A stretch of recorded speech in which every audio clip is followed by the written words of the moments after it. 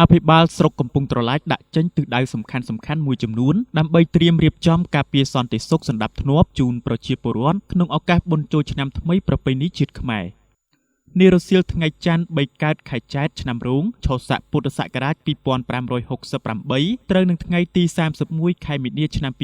2025លោកវ៉ុនស៊ីផាអភិបាលនៃគណៈអភិបាលស្រុកកំពង់ត្រឡាចបានដឹកនាំកិច្ចប្រជុំពិសេសរបស់គណៈអភិបាលស្រុងដើម្បីដាក់ចេញទិសដៅសំខាន់ៗមួយចំនួនដើម្បីត្រៀមរៀបចំផែនការការពារសន្តិសុខសណ្ដាប់ធ្នាប់ជូនប្រជាពលរដ្ឋក្នុងឱកាសបុណ្យចូលឆ្នាំថ្មីប្រពៃណីជាតិខ្មែរលោកវ៉ុនស៊ីផាបានលើកឡើងថាក្រោមការដឹកនាំប្រកបដោយគតិបណ្ឌិតរបស់សម្ដេចតេជោហ៊ុនសែនអតីតនាយករដ្ឋមន្ត្រីជាប្រធានព្រឹទ្ធសភាកម្ពុជានិងសម្ដេចមហាបវរធិបតីហ៊ុនម៉ាណែតនាយករដ្ឋមន្ត្រីនៃព្រះរាជាណាចក្រកម្ពុជាបានធ្វើឲ្យប្រទេសកម្ពុជាមានសន្តិសុខពេញលេញមានស្ថិរភាពរឹងមាំកិច្ចការពារសន្តិសុខនិងសណ្ដាប់ធ្នាប់សាធារណៈល្អទើបយើងមានឱកាសរៀបចំកម្មវិធីបុណ្យទាននានាដើម្បីបង្កបរិយាកាសសប្បាយរីករាយជូនបងប្អូនប្រជាពលរដ្ឋសន្តិភាពគឺជាបុរាណលក្ខខណ្ឌសម្រាប់ការអភិវឌ្ឍប្រទេសជាតិលើគ្រប់វិស័យកត្តាសុខសន្តិភាពគឺជាកត្តាដែលមិនអាចខ្វះបាននៃការរីកចម្រើនរបស់ប្រជាជាតិនីមួយៗដែលសន្តិភាពប្រៀបដូចជាអុកស៊ីសែនដែលយើងត្រូវការជារៀងរាល់ថ្ងៃ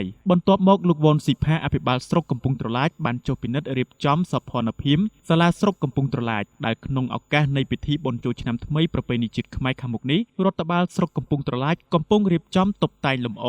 តំបន់សង្ក្រានស្រុកយើងនៅបរិវេណសាលាស្រុកកំពង់ត្រឡាចស្ថិតក្នុងភូមិដើមពពែលឃុំថ្មអិនស្រុកកំពង់ត្រឡាចខេត្តកំពង់ឆ្នាំងដោយមានការរៀបចំកម្មវិធីដូចជាលេងល្បែងប្រជាប្រិយប្រពៃណីដែលជាទំនៀមទម្លាប់ប្រពៃណីខ្មែរការតាំងលក់ផលិតផលកសិកម្មតាមបណ្ដាឃុំក្នុងស្រុកកំពង់ត្រឡាចការលេងកម្សាន្តតំបន់ត្រជាក់និងមានកន្លែងក្មេងលេងជាដើមសម្ដៅធ្វើយ៉ាងណាទាក់ទាញចំណាប់អារម្មណ៍ពីមហាជនទាំងក្នុងស្រុងនិងក្រៅស្រុងឲ្យមកលេងកម្សាន្តនៅស្រុកកំពង់ត្រឡាចយើងឲ្យបានច្រើនកកសប្បាយរីករាយនិងអធិកអធមជាងឆ្នាំមុនគូបញ្ជាក់ថាបុណ្យចូលឆ្នាំថ្មីប្រពៃណីជាតិខ្មែរឆ្នាំម្សាញ់នេះសង្ក្រាន្តនឹងចូលមកនៅថ្ងៃច័ន្ទ2រោចខែចែនត្រូវនឹងថ្ងៃទី14ខែមេសា គ្រិស្តសករាជ2025វេលាម៉ោង 4:48 នាទីឆាប់ខាងមុខនេះបើតាមការគណនាគឺព្រះពុទ្ធសករាជព្រះសាសនាអតិកន្តាកន្លងទៅហើយបានចំនួន